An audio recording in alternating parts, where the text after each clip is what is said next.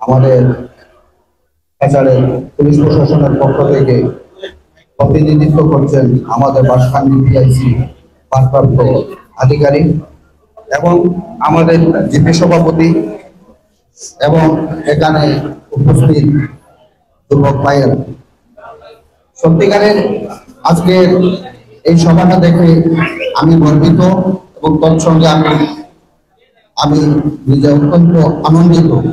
এই কারণে আনন্দিত যে গোটা কয়েক বছর পরে বাঁশখালীতে আজকে যে সমাজ সেবামূলক বা সমাজ সচেতনমূলক একটা সভার আয়োজন করা হয়েছে, তাতে আমি যারা আয়োজক তাদেরকে আমি স্বতঃস্ফূর্তভাবে ধন্যবাদ জানাই যে অদূর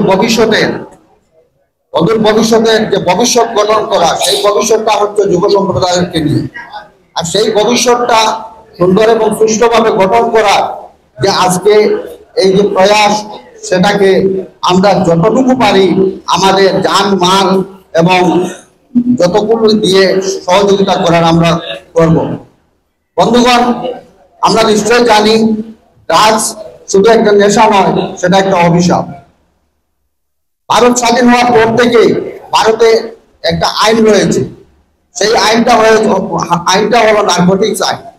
নার্কোটিক্স আইন এমন একটা আইন যেখানে যদি কোনো পাচারকারী বা এমন কোনো ড্রাগসের ইয়েকে যদি দেখা যায়, তাহলে তৎক্ষণাৎ তাকে গুলি করার অর্ডার রয়েছে। সেটা অত্যন্ত একটা পরিষ্কার আইন। এরপরেও আমাদের দেশে আজকে এবং আমাদের এলাকায় এটার একটা রমরমা ব্যবসা চালাচ্ছে। যারা ব্যবসা চালাচ্ছে তারা পয়সা উপার্জন করার জন্য আমাদের ছোট ছোট বাচ্চাদেরকে ভুল বুঝিয়ে ভুল পথে পরিচালিত করছে। আমি এখানে উপস্থিত আমাদের পুলিশ প্রশাসনের বাঁশখালী পিআইসি ভারপ্রাপ্ত আধিকারিক, ওনার সাথে আমি এবং মান্না একদিন গিয়েছিলাম অন্য একটা কাজের জন্য।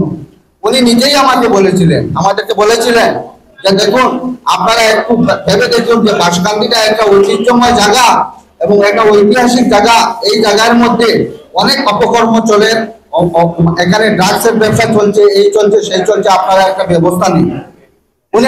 উনি আমাদেরকে বলেছিলেন, আমাদের ভাগ্যবালা যে আমরা এমন একজন পুলিশ অফিসার পেয়েছি যে আমরা সাধারণ মানুষ হিসাবে আমরা নৈতিক দায়িত্ব আমরা তাদেরকে সাহায্য সহযোগিতা করা।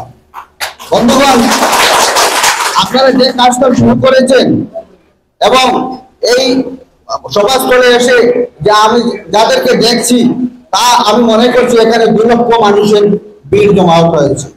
এই কারণে 2 লক্ষ মানুষের ভিড় জমায়েত হয়েছে কারণ একজন মানুষ যদি তার সচ্চা মন নিয়ে যদি সমাজের ভালো কাজ করতে চায়, তাহলে নিশ্চয় তার সঙ্গে হাজারো মন, হাজারো ভালোবাসা এবং হাজারো দোয়া থাকবে। আমি এই অভিযানের একজন সৈন্য হিসাবে আপনাদের সামনে আমার নিজেকে উৎসর্গ করব, এই বলে আমি আমার সংক্ষিপ্ত বক্তব্য এখানে